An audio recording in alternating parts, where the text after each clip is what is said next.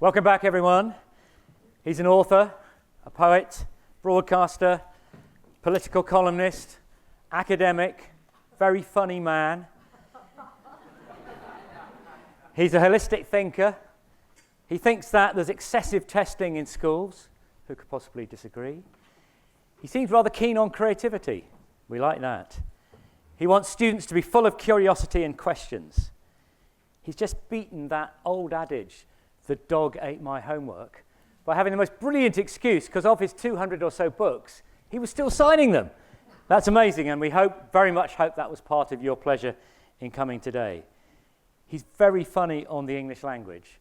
If you haven't read his blog on why the fronted adverbial is grammatical nonsense, I urge you to. But most importantly, will you please put your hands together and welcome Michael Rosen. Hello. Hello. That's very, very kind. Thank you very much for having me. I didn't realise you lived here. It's, very nice place. Well done. Yeah. I'm not going to really be talking about the curriculum as such today, though we'll have time for questions. So if we wanted to talk about things, I thought when Bill spoke to me, or we had some notes, I'd concentrate more on the kind of creative process, creative about writing and reading. That's to say, I'm always slightly disturbed by the way in which, when we talk in education about writing, quite often writers themselves are not part of the process. So you think of all the documents that have been produced about writing and then ask yourselves, how many times has a writer been involved in that? And you can go back all the way back to, as I can, to the Bullock Report onwards. My father and mother, they were both involved in all those things, Plowden and Bullock and all that sort of stuff, right the way through. The Kingman Report, you remember those? Don't go back as far as the Newbolt Report, but anyway, that's 19th century, I think. Early 20th. But you go right the way through and you come in with Baker and then everything that happened since. And there's loads and loads of stuff about writing, and rather curiously, writers themselves are not spoken to. They've never been part of these inner sancta where people have talked about writing. So I thought today I'd just talk about how I came to write this and that, and also talk about some reading as well. So I'll tell you what, let's begin here. I was out with some children by the side of the River Thames, not far from here, and they were quite young, perhaps younger than the children you teach. They were about year 5s or year 6s. And I don't know whether you know, but there's a kind of rule, I don't know whether it's in the Bible, but that if 30 children get underneath a railway bridge and a train goes over, there seems to be something that is written down somewhere where they all go at the same time, wah! Like that. And you may be familiar with that, particularly if it's a whole class of children. I think the combination of the racket of the train and the echo of them screaming is so exciting. And I said, well, actually, it's very sort of pedagogic of me, really, but anyway, I said, actually, if you put your hands over here on the wall that's holding up the bridge, you can actually feel the train. You notice that sort of zone of proximal development, Vygotsky thing I was doing there. So I said, yeah, if you put your hands here, you can feel the train, which was quite an odd idea, really. And so we did. We all stood there. There was me and the teachers and the teaching assistants, and we all stood there waiting for the next train. It was Hungerford Bridge, just going into Waterloo. And sure enough, the train came and we could feel the rhythm of the train. And then as I said, feel the rhythm of the train, something just kicked in, which I thought, that might be an interesting way to begin a poem. So quite often people say, well, what is a poet? What do poets do? Where children quite often ask me, where do you get all your ideas from? What inspires you? They quite often ask me that. And it's quite a difficult question to answer, because quite often what it is it's just a snippet. It's just something that is there in the air, either something I've said or something that somebody else has said, or that children said, or adults, or something I remember that other people have said. So it's like a kind of trigger. And most writers that I know, we collect these. And yet I found that in schools, mostly we don't. And it's quite mysterious to me, because the writers have this bank of I mean, it's usually just like a sort of scrapbook or just a mess, and it's round our desks or it's on our computers, or in my case, it's also on my phone, on the little notebook. I just bung stuff up. I have no idea what half of them are that I put, but it doesn't matter because these are triggers or whatever other word you want to use, stimuli. And so there, at this moment, there was one of these little triggers. Hands on the bridge, feel the rhythm of the train. And then something else happened, which again, we quite often think that the way we think is orderly in a linear way, but in actual fact, maybe a better sort of geometric description would be to say that we think in spirals, that we have a little bit and then we go back and then we move, a bit like blanket stitching. Do you remember blanket stitching? You sort of go backwards and forwards at the same time. It's rather strange. And what kicked in at that moment was I'd once had to interview the late, great and wonderful Benjamin Zephaniah. He was a hero of mine, and I had to interview him for a radio programme, and I had to ask him a question that I didn't really want to ask because it's usually rather a kind of dead-end question, which was, where do you write your poems, Benjamin? Because when people ask me that, I just say, well, everywhere. It's a completely naff answer. I've got not very good answer for that. But Benjamin said, when I had to ask him, where do you write your poems, Benjamin? He said, I don't write them. And it's one of those moments, if you're in a radio studio, where sort of everything goes blank and you feel this sort of red sort of agony rising up from your chest, up your neck, because you don't know what to say next. And I'm sitting there dry-mouthed going, you don't write them, Benjamin? He said, no, I make them up in my head when I go for a run. I went, oh. And then he said, yeah, and when I get to the end of the run, it means I know them off by heart. And I thought, God, every time I ever interviewed Benjamin, he'd come up with something else that surprised me. So there I was in a radio studio, completely floored me. And he said, yeah, and I just know them off by heart. So at that moment, when I said to myself about feeling the rhythm of the train, that little snippet, you see what I mean by spirals, that little snippet hit my mind. You see, that little thing that Benjamin had said about writing. And so I thought, well, can I make up a poem in my head, like Benjamin said, that begins something like Hand on the Bridge or Feel the Rhythm of the Train. So I didn't go for a run, that will surprise you, and instead I got on the tube, spelled C-H-E-B-E in London, the tube, and I got on the tube and I sat there to think, right, okay Benjamin, this is my Benjamin Zephaniah challenge. I'll see if I can do it. So I sat there going, hands on the bridge, rhythm of the train, could be up there, sort of rain, I don't know what they look like, but you learn not to be too self-conscious about these things. And then by the end of the journey, I did have a poem. I did, and it went like this. Hands on the bridge, feel the rhythm of the train. Hands on the window, feel the rhythm of the rain. Hands on your throat, feel the rhythm of your talk. Hands on your leg, feel the rhythm of your walk. Hands in the sea, feel the rhythm of the tide. Hands on your heart, feel the rhythm inside. Hands on the rhythm, feel the rhythm of the rhyme. Hands on your life, feel the rhythm of time. So, I had a poem. Oh, thank you. Something else Benjamin actually said after that, he said that if you make up a poem in your head, it'll be in a shape that people will find very easy to repeat back to you. So 1, 2, 3, act. No, never mind. Okay, that bit didn't work. So I tell you what, he said actually that it's very easy to learn. So what I'm going to do is do what I sometimes do in schools. I'm going to teach it to you line by line, and then we're all going to say it together. Which again, if it's just sort of interrupt with a little bit of pedagogy. One of the sad things I found about my own children's secondary English was they went through the whole of secondary English. I would occasionally quiz them, let's say, about how they did Shakespeare or how they did poems and so on, whether they ever read it out loud. And was rather disappointed to find out that across the 5 years from year 7 to whatever is 7 plus 5, sorry, I still call it 5th year secondary, sorry, but right the way through to GCSE, they didn't. Shakespeare was this sort of dead thing on a page, and poems were things in the anthology. And nobody ever stood up and sort of declaimed them or did what I've just done now. So I was very sad about that. Lovely school, it's all right, I'm not having to go at the school. They did their very best with them, with my terrible children.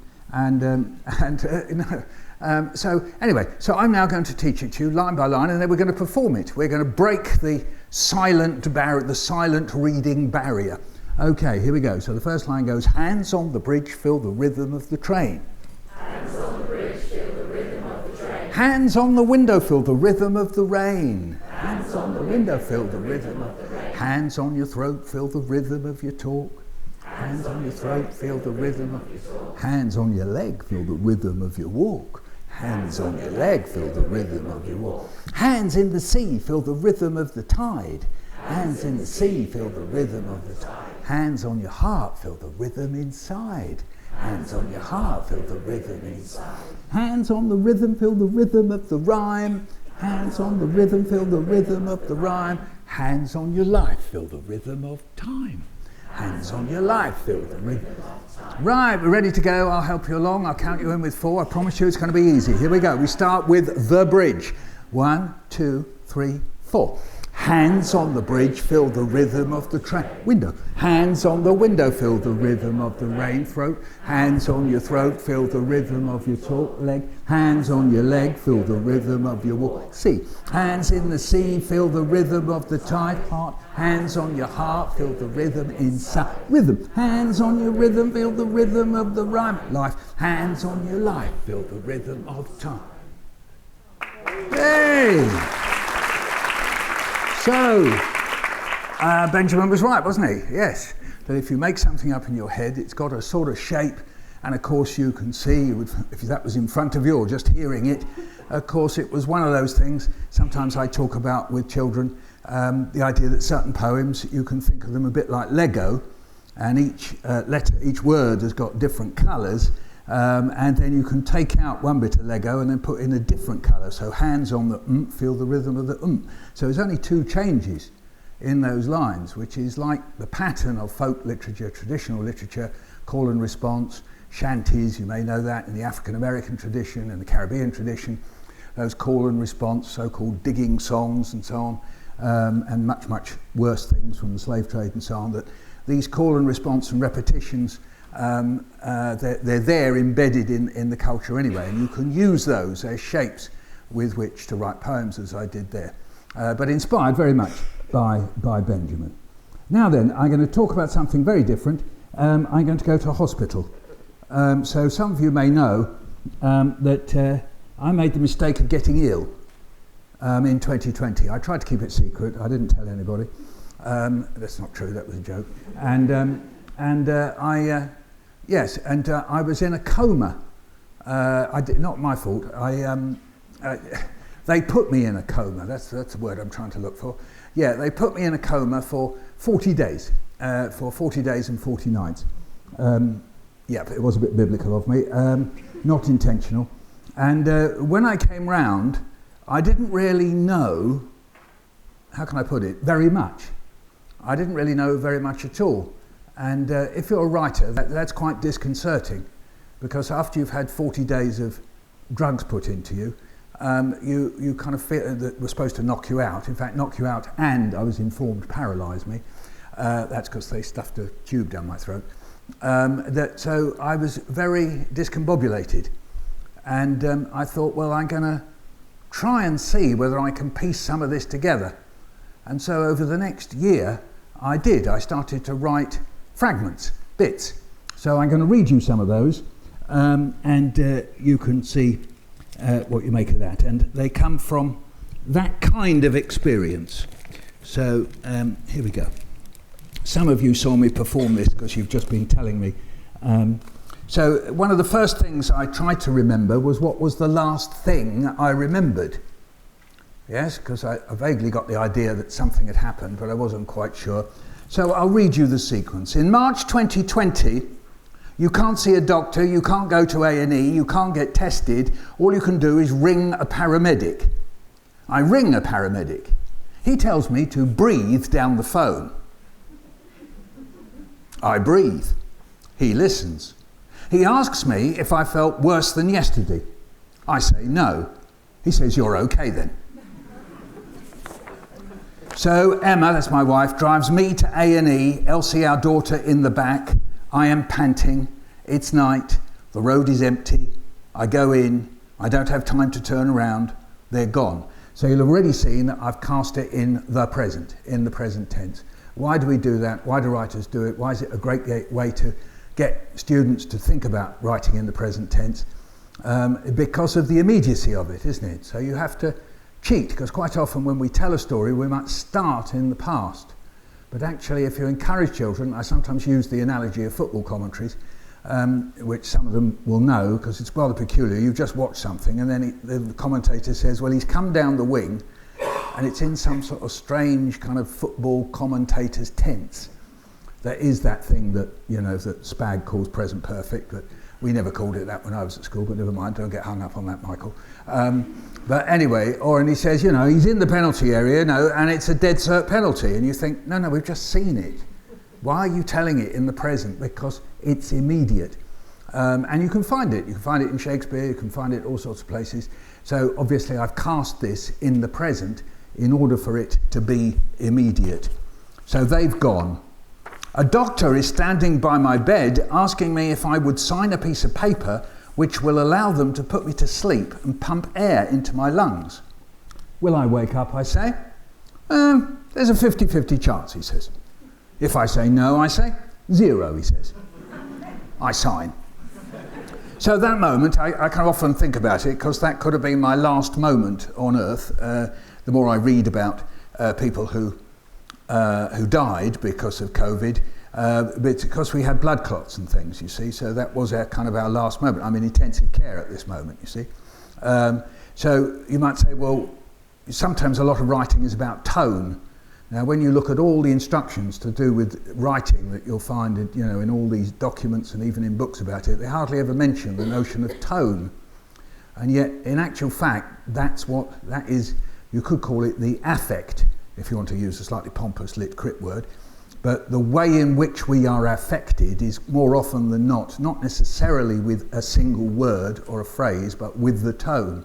So clearly, what I've done there is compressed what is like a cataclysmic moment in someone's life. Michael Rosen says it happens, but never mind, let's not get excited about that. All right? And because I've compressed it, and so the tone is, if you like, there's a bit of levity about it, isn't there? Perhaps I didn't need to say that. Then, 40 days, 40 nights later, a nurse is standing by my bed. She says, "You're on puree." It says so over your bed. I try to turn around, but I can't. She says, "What do you want?" I say, "What you got?" She says, "Cottage pie." I say, "Okay." She goes away and comes back with pureed cottage pie. She says, "Can you feed yourself?" I try, but I can't. She feeds me the first spoonful. I say, "This is amazing. It's wonderful." I think she thinks I'm having a laugh. I don't suppose many people have said her pureed cottage pie is amazing. Then after it's finished, I say, "Thanks for feeding me." And she says, "Well, it is my job." And then she goes. So, in the essence of the way I'm writing there, as opposed to what I'm writing, is what I call to myself observation reflection. So many of you will be familiar, and I was at school compulsorily with my O-level, and I loved it absolutely, madly, crazily, D.H. Lawrence's poems. So if you take Snake and Elephant and Bat and Man and Bat, you take that little cluster of poems, and then you say, well, how is it? What is the tone? How is it that D.H. Lawrence is writing those poems? What is it that kind of binds them together? And it is, at least in my head, I tell myself, it's observation reflection. So that he's observing himself in a scene in the past and reflecting on it, sometimes in two ways. It's kind of quite subtle. He's sometimes telling you the reflection he had then, and sometimes he's telling you about the reflection he has now. So often all writers have to think about time and what you do with time and how you thicken time. That's how I think about it. And you thicken time by moving between the past, the present and the future, and you can talk about the past in at least two different ways. You can talk about it in terms of incident, or you can talk about it in terms of continuity. So if you say, she would go to the, wherever, she would go to the river, then that's continuous. If you write, she went to the river, all right, that's an incident. So you've got at least two ways, and then of course you can anticipate the future. Little did she know then that she would go to the river. So you've got that. So you can run to and fro. And D.H. Lawrence, in those poems, and obviously throughout fiction, you can see writers doing that. And so here, what I'm doing is playing with some of that. So some of it is what I was thinking then. Okay? So she says, well, it is my job. That was Evangelina. I love you, Evangelina. A psychologist comes. He says, we filled you up with mind-changing drugs. You may have frightening hallucinations. I say to him, I keep dreaming I'm at a German Christmas party. I can't move, and then they throw berries in the air and they explode. They call them Wasbeeren. Those of you who speak German will know there is no such word. I invented that in my dreams. They explode. Boomf. Wasbeeren. Boomf. And we sing, Stille Nacht, heilige Nacht. And the psychologist says, After you've taken my blood pressure and you've clipped the oximeter on my finger to find out if I'm taking up oxygen, you stand at the end of my bed and stare at me. I ask you why. You say you're doing my obs. What is this, I say? We look at you to find out how you are, you say. Well, what do you write down, I say? Well, what we see, you say. Well, I'd like to look at that one day, I say. Now that I've been in for weeks, there must be yards and yards of obs. I wonder what they say. Things like, he could do with a haircut. Or, he looks less dead today. The consultant says to me, we didn't know if you were brain dead or not. I said, well, you didn't tell me that at the time. And he said, well, there wasn't any point. We thought you were brain dead. Another consultant says, you've got 3 blood clots in your pulmonary artery. I say, well, should I worry? He says, well, you'll probably digest them. I think of clots, like scabs. On camping holidays, me and my friend Mart used to eat our scabs. Maybe it'll be something like that. So you see, I'm in several time frames there. So one of well, we do it all the time. I talked about spirals. It's very hard to represent the spirals of our thought. I mean, poets have tried all the time. I mean, if you think the most famous poem in English, I wandered lonely as a cloud, the last bit he's saying, when oft upon my couch I lie. So what he's done there is you go out with him, wandering round the Lake District, finding the daffodils, and then he's got a continuous presence in the past. It's very peculiar, when oft upon my couch I lie. So I'm often lying on my couch and I think about those daffodils. So it's quite interesting to look at time, and time gives us a mood. Oh, they've been worried about my low blood pressure, but they brought me the Daily Mail, so it'll be fine in just a moment. I went to a rehab hospital after I was in hospital. In the bed opposite, Peter is unhappy with the food. The food is terrible. He explains that his daughter is a chef. I get the impression that he thinks the food in the rehab hospital is not as good as the food that his daughter, the chef, cooks for him. A nurse comes by, she looks at his bottle. Peter, your urine is dark. He replies, the times are dark. A few days later he says, they don't know what's wrong with me, so I'm leaving. And he leaves. In the bed across the aisle is Jimmy. He can't speak. So I'm doing something different now, aren't I? So instead of being observational reflective on myself, I'm now doing the observational thing. So my dad, who was one of you for many years, an English teacher, and then taught English teachers at the Institute of Education, he always talked about that as bringing the news from Aix to Ghent, which some of you may know is a Robert Browning poem, if I remember rightly. And he says that he always used to say, well, one of the functions of literature is to bring the news from somewhere to somewhere else. And of course, some people talk about in terms of making the familiar unfamiliar, or making the unfamiliar familiar. That's one of the lovely tensions in literature, that we quite often like things that are completely unfamiliar, or at least we think they are. Some of you will remember when a book came out called Miss Smiler's Something of Snow. Feeling for snow? Sorry. It's Feeling for Snow. And one of the things about it as a book was that people had never written about, or we thought, in English anyway, had written about that sort of stuff in that sort of place before. It wasn't as if the plot was particularly new, but it was the unfamiliarity. So he was bringing, as it were, the news from H to Ghent, as in that poem by Robert Browning. So I'm sort of doing the same thing here. In the bed across the aisle is Jimmy. He can't speak.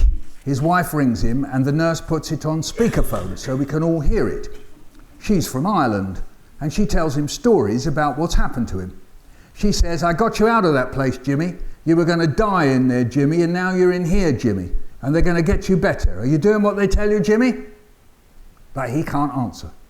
So she says, is that a yes, Jimmy? Tell me, is that a yes? He looks at me. I think that he wants me to say yes for him. Should I shout, yes? She goes on, you must eat the food, Jimmy. The food will make you better, Jimmy. Are you listening to me, Jimmy? Is that a yes, Jimmy? Tell me, that's a yes, Jimmy. His mouth is open. He keeps his eyes fixed on me. I don't know whether to shout yes. So some people say, what's the difference between poetry and prose? And there's all sorts of answers to that. And sometimes it's a question of rhythm. Sometimes it's about the kind of compression and selecting words. You know, people say the best words in the best order. Another aspect of it is the indeterminacy of it, is that by and large, with the exception of some modernist fiction, is that most stories resolve themselves, whether we're talking about a picture book or whether we're talking about, you know, the great novels that we know, you know, Russian, British, German, whatever. The great novels, they resolve themselves, whether in a tragic form or comic, not in the sense of funny, but in the sense of conserving. That's the sort of other definition of comedy, but that things are conserved. And most children's literature conserves in the sense that things are resolved in a kind of very satisfactory, coming home-y sort of way. Adult literature less so, so think of Kafka, that, well, it just doesn't resolve at all, does it? It just wanders off into kind of terrible stuff that just gets worse. Yes, I love it. Anyway, so there, his mouth is open, he keeps his eyes fixed on me, I don't know whether to shout yes. So you can do that in poetry, and by and large, nobody objects. I mean, little children do, because they get cross. A bit like the last picture of the bear in Bear Hunt. Little children get quite angry about that with me. They say, what's the bear thinking? And I say, I don't know. I didn't do the picture. And they don't get that. They just assume I did the picture. Well, why would they know? So I point to Helen Oxenbury and I say, she's very famous and very brilliant. Yeah, but what's the bear thinking? So then I do, and this is at the heart of what I think is quite a powerful point about criticism, I say, what do you think the bear is thinking? You notice that? It's a cunning reversal I did there. Some of you noticed that. And I said, yeah, what do you think? And then they tell me. They say he just wanted to be friends. Or he wanted to go for a walk. Oh, right, yeah. Once a kid, he said he wanted to go shopping. Did he? Yeah. Somebody said he's lonely. And so I thought, well, you see, you can turn that into a poem. Because you can take what people say, you give a chorus, going back to my Hands on the Bridge, which didn't have a chorus, but it had a structure that was repetitive.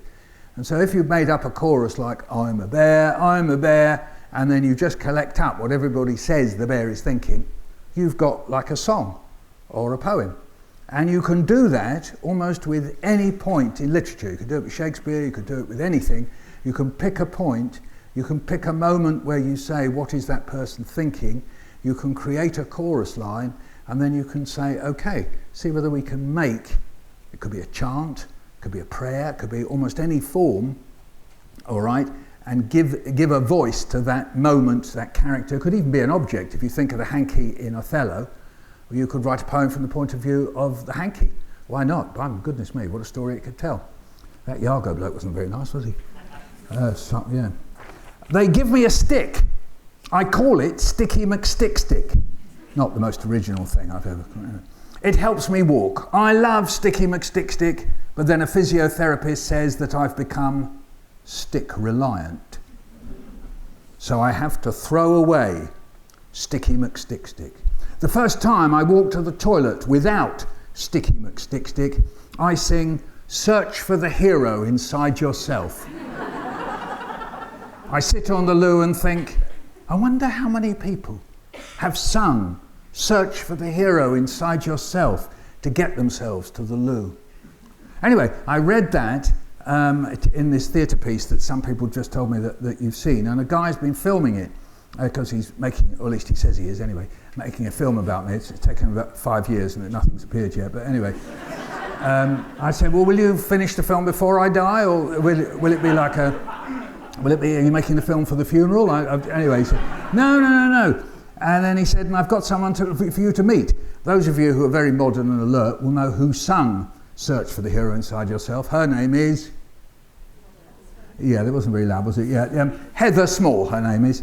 And indeed, she's a hero of mine. So the guy who's making the film said, would you like to meet Heather Small? And I said, meet? Yes. So I sat in, slightly bizarre circumstances, the Royal College of Medicine, and Heather Small sang me Search for the Hero Inside Yourself. It's on film, folks. You never know where writing will take you. 2 physios come over. I'm now home, by the way. 2 physios come over and sit on the sofa. So I'm still in the present tense, yes? I'm still there. They ask me, what are your long-term objectives? I thought, have I got any of them? I wondered, have I ever had long-term objectives? I don't think so. What are your long-term objectives right now, they say? To be able to walk to the end of the street, go to the Jewish deli and remember what I went there for.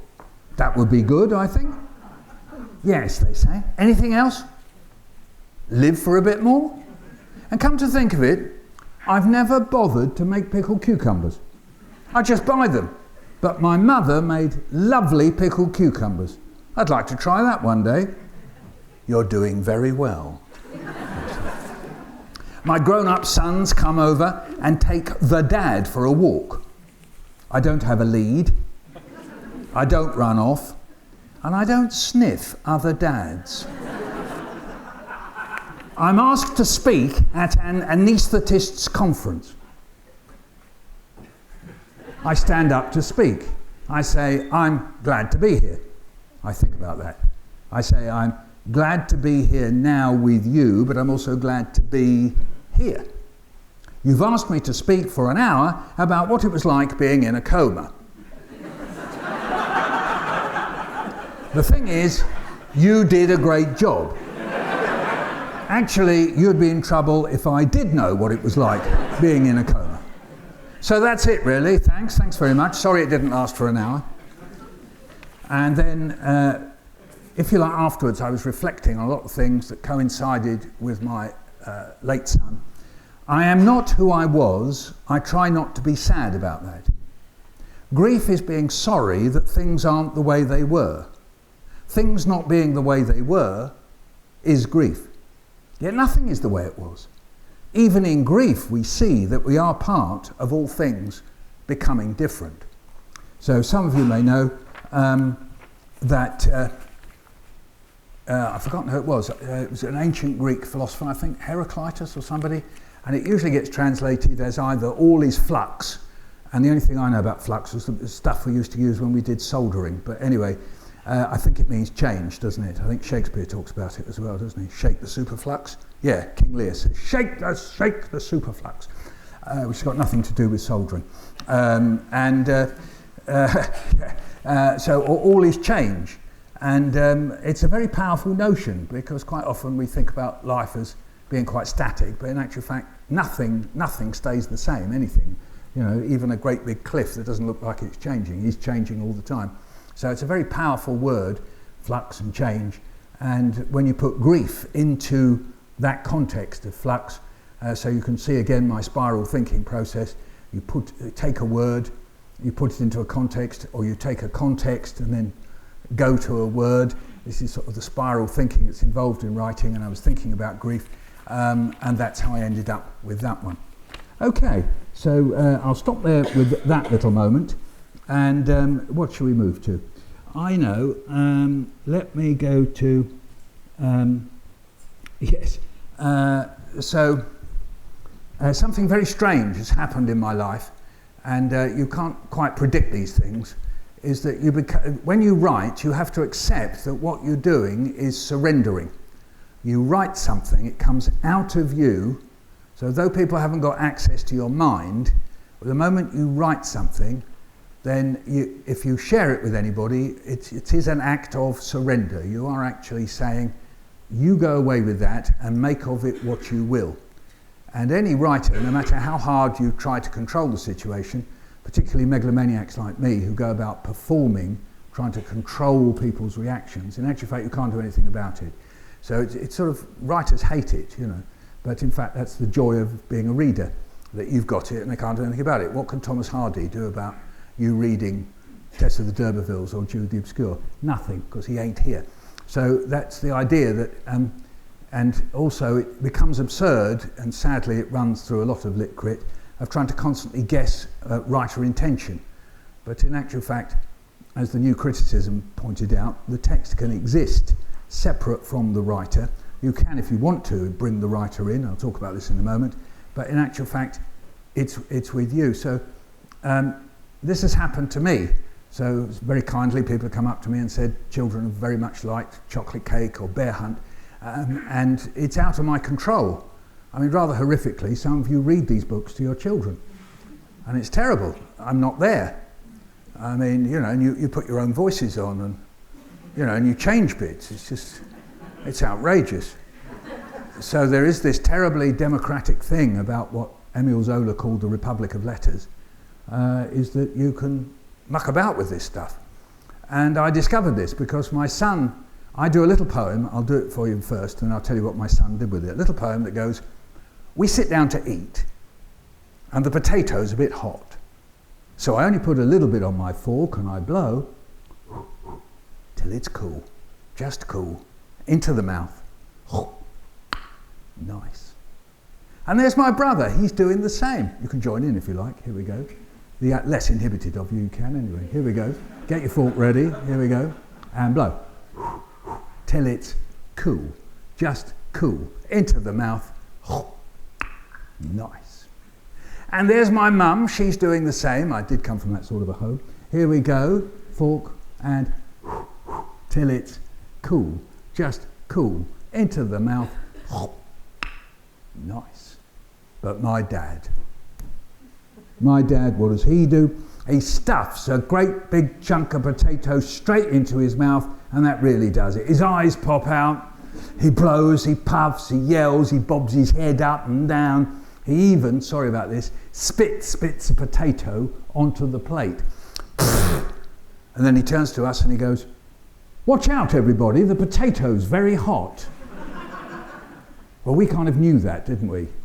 We knew it, but he didn't. And as I often tell children, that was the day that I found out that my dad does not know everything. It was a shattering day. Anyway, my son came to me, now just about to be 50, but a bit younger, and he said, Dad, I'll film you doing that, and we'll put that on a thing called YouTube. And I said, oh, right, why are you doing that? And he said, well, people will watch it. And I said, no, they won't. So anyway, so he filmed me and put it up, and he said, you have a look and see, and, you know, a few people started watching it. And then suddenly, one day, he came to me with his phone and he said, Dad, you're a meme.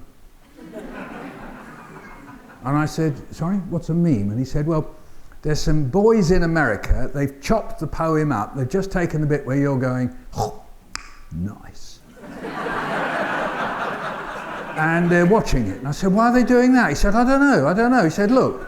And then there's me, sure enough, doing just that. And I said, well, how many people are watching that? He said, well, it's up to about 10 million now. What? And then he said, look, because they've done it in America, you know, if you think how Americans say nice, they say nice. It's a different pronunciation, nice. He said, but they don't think you're saying nice, they think you're saying noise because of your London accent. So they've put subtitles on it. And it says noise, spelled N-O-I-C-E. I said, well, that's not very funny. He said, actually, it is quite funny, Dad, actually. I said, oh, right, you joined them, have you? Oh, fine. He said, and then sure enough, he'd come a few weeks later, he said, another 10 million have seen it, Dad. I said, really? Really? And that's what's happened. So, you know, if I walked down the street not long ago and there's a cab came past and it came back again, the bloke wound down his window and he said, it's the meme guy. I'm the meme guy, is that what it is? Or I'm sitting on a bus, upstairs on a bus, and teenage boys get on, literally hoodies, I can't see their faces, they get on. I'm sitting on the bus on my phone as it happens, and from behind me I hear noise. And as they get off the bus they go, say it! And I know now, see, I now know what to do, so I go, oh, nice. And they go, I've got it, I've got it. They don't say hello, they don't say Michael Rosen, they don't say thanks very much, they just go, I've got it! And this is the world that, we're in now, so that's partly why I'm telling you the story. And it doesn't end there. We sometimes go to Chinatown. We eat in Chinatown in, Gerrard Street, just off Shaftesbury Avenue. And last time I went there, I caused a riot. No, this is absolutely true. First of all, one guy came towards me, and then soon this whole street filled up. And there were people coming towards me with their phones. And the first guy came up to me and he said, "You're really famous in China." And I said, "I don't think so." And he said, no, look. And then he showed me the phone. There was writing in Mandarin, and it said nice in Roman letters, capital letters, nice, and then some Mandarin after it. And I said, well, what does that say? He said, yes, in China we call you nice grandpa. And he could see I was a bit shocked. And he said, no, in China we never call someone old man or anything, because we think that's really rude. So we only call older people grandpa, grandma, strangers, uncle, auntie. That's a Chinese tradition. Explained it all to me in the middle of Gerrard Street. And he said, yeah, so that's what we call you, nice grandpa. And I said, those two letters there, what does that say in Mandarin? He said, it's nice, yeah. So anyway, the words got out. We talk about dissemination of literature, and we talk about how, the world's most popular books and all the rest of it. Well, it's a new world we're living in now, isn't it? A new intermediate world, as people used to call it in the 60s. Intermediate world where all these different media interact. So there am I, reduced to just either nice or alternatively just noise, like that. With it's very literate with the noise. And in fact, I was in Paris this weekend. Last weekend, I was doing presentations at the Mémorial de la Shoah, the Holocaust Museum in Drancy, where my father's uncles and aunt were deported to Auschwitz, and I was doing presentations in French, and to a class, first of all with adults, and then to a class the next day on the Monday, lundi passé, and there was a group of children, and the teacher explained, most of them, all of them in actual fact, from recent immigrant background, combination of African, Caribbean, North African, the Maghreb, and other places, and they were asking me questions, and we talked, and one little boy said, were you in a concentration camp? And I had to explain, no, I was born in 1946 exactly, and that was after the war, and so lots of really nice questions. Were my parents in a concentration camp? No, they weren't. And then just at the very end, as I was going out, little boy came up to me and said, faites-le, do it. Okay, faites-le. And I said, quoi, s'il vous plaît? He said, nice. I thought, I've come all the way to Paris, and with a group of children, I thought, well, they won't know me, there's no reason why I have anything, the rest of it. And this little kid, he is going, nice, and he got his phone out, and I had to go, oh, nice. He said, yeah, anyway, there you go. So we are living in a very different world, aren't we? So anyway, in that world, what happens when we present a poem to our students, to our children? Some of you are primary, I know most of you are secondary, and you present a poem. Well, I was given that problem. By and large, I'm not in secondary schools going, here is a poem, but I was part of a local literature festival in Newham, and they asked me to do some poems, do some Shakespeare, just like that, just do some Shakespeare, will you, Michael? And also introduce some poems, you see. So I was with a group of year 9s, and I know you all love teaching year 9s. And I thought, well, what shall I do with them? And I thought, I know, I will read, or they will have a copy of Langston Hughes. Langston Hughes is one of my heroes. I don't know whether you like his poetry. And one of the most famous poems, and you probably, I guess most of you know it, it's called I Too, and the poem goes like this. I too sing America. I am the darker brother. They send me to eat in the kitchen when company comes. But I laugh and eat well and grow strong. Tomorrow I'll be at the table when company comes. Nobody'll dare say to me, eat in the kitchen then. Besides, they'll see how beautiful I am and be ashamed. I too am America. So here's a poem. So Langston Hughes, many of you will know, if you wanted to, you could take that poem into a classroom and you could resource it. And this is a great way to teach. You could resource it with information about the Harlem Renaissance, about civil rights, and how Langston Hughes anticipated the civil rights movement. And then you could drop the poem into it, or you could do all sorts of things. You find out biography of Langston Hughes and how he wrote blues and all sorts of other things when he lived and when he died. You could do all that. Or alternatively, as English teachers, you could do what I thought I'd do, because I only had limited time, is just drop the poem into this little group of, there were year 9s, maybe about 6 or 7 of them, and just give them copies of the poem. And then what do you do with that? So sometimes people, back in the days of NATE workshops and London Association of the Teaching of English workshops, we used to say all the things you can do with a poem. You could stick it up on a wall, you can sing it, you can dance it, you can cut it up, see whether it's different if you change the words around. You can drop it in, as I say, drop it in and just say, well, just read it and see what you think. Or you can provide some trigger questions. Well, in which case, what trigger questions do you ask? Do you ask closed-ended or open-ended? So let's forget closed-ended for a moment. I'll leave that to the realm of the tests and say, well, what about open-ended questions? So some of you will know the wonderful work of Aidan Chambers. Do have a look. He's got the 2 books that he did are now combined into a booklet called The Learning Environment. Aidan Chambers. He basically took what we call reader response theory, which I teach on an MA at Goldsmiths, and we adopt various aspects of reader response theory when it comes to teachers' projects. I'll come back to that in a minute. We do a whole module called Children's Literature in Action, where teachers like you devise a project, 10-week project, of taking literature to your participant group, students, children, whatever, and we look at it. And some of it is informed by work of Aidan Chambers and other people who've worked with it. And so I gave them 2 open-ended questions, 2 or 3 open-ended questions, partly taken from Aidan Chambers. And the first question was, is there anything in this poem that reminds you of anything that has ever happened to you or ever happened to someone you know? So I know within the terms of your GCSE, but certainly at Key Stage 3 you could do this, and Key Stage 2, all right, that these open-ended questions, it is available for you to do. You don't have to ask closed-ended questions. So here's an open-ended question. Is there anything in that poem reminds you, or if you don't like remind, makes you think of? You take the phrase, run with it. All right, makes you think of anything to do with you, anything that's happened to you, or somebody you know.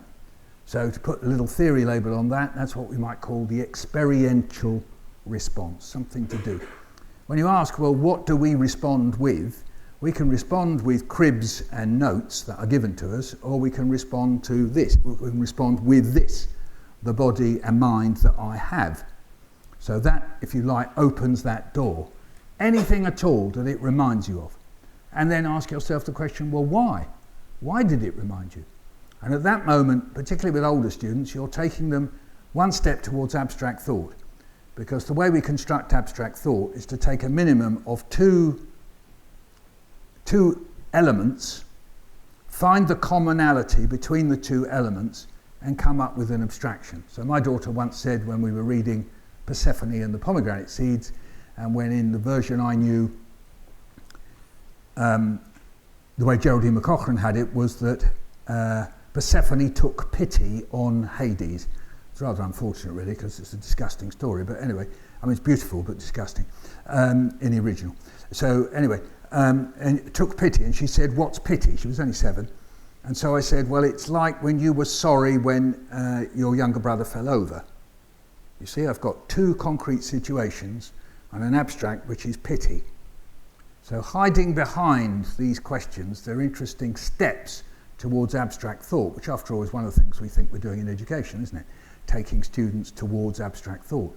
So there, you're saying, why? Why did the thing in your real life remind you of this, and why did this remind you of that thing in your real life? 2 points, 2 elements, what was it? And there may be an abstraction somewhere there. Then there's another question, which is there anything here that reminds you of another text? All right, I know some of you don't like the word text, but we say a book, a film, a song, a TV program, but text in short, all right, and why? So that's what we call the intertextual question. So all texts, no text exists on its own. It always exists in relation to other texts. Salman Rushdie called it the sea of stories, but that was the idea, that any story is in a way talking to all previous stories, something to do with it, and talks to future stories, and it uses elements of other stories. It's what the French critic Roland Barthes called the already, meaning you write with all that stuff that has come before. So there was the next question: is there anything there that reminded you of another text?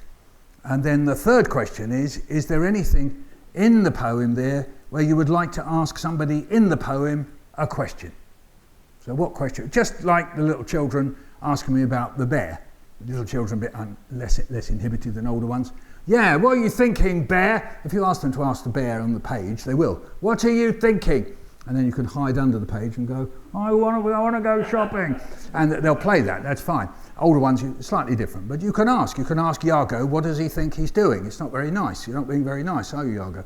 So you can ask anybody in a piece of literature, what are they doing? Why are they doing it? Yeah. And so I left them with those three questions. I said, I'm a bit busy over here. I've just got to do this. I'll leave you with those questions for the next 5-10 minutes, and then we'll share it, you see. And of course, all the time I was earwigging, so I was listening, and it was quite interesting. You know where they started? First of all, they said, this is about like when in my house, when the visitors come and they chuck us out, so we don't get the nice food. And so it turned into a teenage whinge, which was brilliant. I thought, this is perfect, because what do we respond with? We respond with ourselves, yeah? You know, when kids say naive things about, I don't know, Macbeth, he's a bit nasty, isn't he? You know, and you think, oh my goodness, you know, this great poetry, it's all taken down, you know, out, brief candle, and all you can say is it's nasty. You know, no, you start with what you've got. You haven't got anything else. And so they said it's like that. So they went in for a teenage whinge. Yeah, the way they do, you know, they have all this nice food, and then they go, yeah, you can have fish fingers. And they got really quite angry. It was brilliant. I just thought, this is just wonderful. I wonder where it's going to go. So they talked about that. It's what in Yiddish is called a kvetch. I don't really know anyone speak Yiddish here, but you know, my dad used to say, don't kvetch, meaning don't whinge. It's a great word. Anyway, so there they were kvetching about how unfair it is. And of course, and then they talked a bit more, and then they looked at my question about texts, other texts, you see, and they were a bit thrown by that, until one boy, and I promise you, his name was Darren. I know people don't believe me when I tell you this. He was called Darren. And Darren stood up, I promise you, he stood up and he said, I've got this, and he started waving his hands about. He said, I've got this, and they looked up at him and they said, yeah, I've got this. This is Martin Luther King. Okay, it was a white boy. He said, this is Martin Luther King. I have a dream. That's what this is. Yeah, no, that's what this is about. That's what this is about. And then they sat and explored it while I'm sitting over the other side of the room thinking, oh no, this is very interesting. And then I joined them. And I thought, well, that's really interesting, isn't it? I could have come in at the beginning and said what I said to you before about locating it in the Harlem Renaissance, in civil rights movement. I could have talked about Martin Luther King and, you know, anything to do with stuff that I remember from when I was that age and that was all going on, the bridge at Montgomery and that sort of thing. And I could have bored them really well. You know, I could have really made it quite boring. And I would know how to do that, because I'm quite boring. The moment my kids ask me a question, they walk out the room. It's amazing. It doesn't matter anything at all, you know. Do you think Arsenal will win? And boom, I'm about 3 words in and they're out, they're gone. They know how boring I am, you see. And so instead, they took possession of it. Now, I know you can't do this for GCSE. You might have a little bit of time to do it at A-level. You have got a bit of time to do it in Key Stage 3, Key Stage 2, all right. But this open-ended way of approaching literature, and what it means is that you possess it, you take it over, yes? Now, I know you can't do it all the time, but it's a little plea, I probably better finish there, I'm having a look at Bill, that, you know, to find some space sometimes to take this reader-response approach. And I'll finish, I promise you, I'll finish with this story. So when I did A-level English, this is back in 1962 to 64 at Watford Boys Grammar School, very formal, some of it, and less formal than others. A new English teacher came in at the end of the lower sixth called Mr. Spearman. And Mr. Spearman said at the beginning, first lesson, A-level English in the second year, upper sixth, he said, I'm really sorry, boys, it's boys' school, really sorry, boys, but you've got a poem, I've got a piece of work that's on the A-level syllabus and we've got to do it. And to be absolutely honest, I really don't understand it. It's called Comus, and it's by Milton. And he said, and I have no idea what it's about. So I think you lads are going to have to help me through this, through the year. So I went home to my dad, you know, the same one. Nice, okay. Be very careful, you know, the hymn. And I went home and told him that. He said, yeah, very good. Very good trick. Yeah, I know that. I've done that one. Yeah, you pretend you don't know. You see, a bit like me and the bear, you see. I don't know what the bear's thinking, except I don't know what the bear's thinking. But anyway, and I said, why would I know? And and he said, it's a very good trick, you see. And so through the year, we tried to read Milton's Comus. I'm not going to recommend to anybody here to read Milton's Comus, all right? It's what's called an epithalamion. It was written for someone's wedding, marriage, wedding. Yeah, and I quite enjoyed it. That's not to say I'm recommending it. Okay, so I did quite enjoy it because I enjoyed the lessons where we'd go, Mr. Spearman would go, so, lads, what do you make of this next line? You know, what has night to do with sleep? What do you think that means? All right, okay, boys. Anyway, so, you know, I did all right. Did Milton's Comus and did all right in English. And then about 20 years later, I arrived at a reunion of some sort, and he was a head teacher by then, Mr. Spearman, and he made a beeline for me, you see, and he came across the room and he said, Michael, I've got to say this. Do you know, one of the best years in all my teaching was that teaching of Milton's Comus. Because, you know, at the beginning of the year, I had no idea what that... Anyway, we can draw various conclusions from that, including as to whether my dad was right or not. But remember, of course, my dad does not know everything. I better stop there. Is there time for questions? No, I've talked too long. I fear you've just entertained us absolutely brilliant, Michael. Thank you very much. Oh, I'm signing books outside.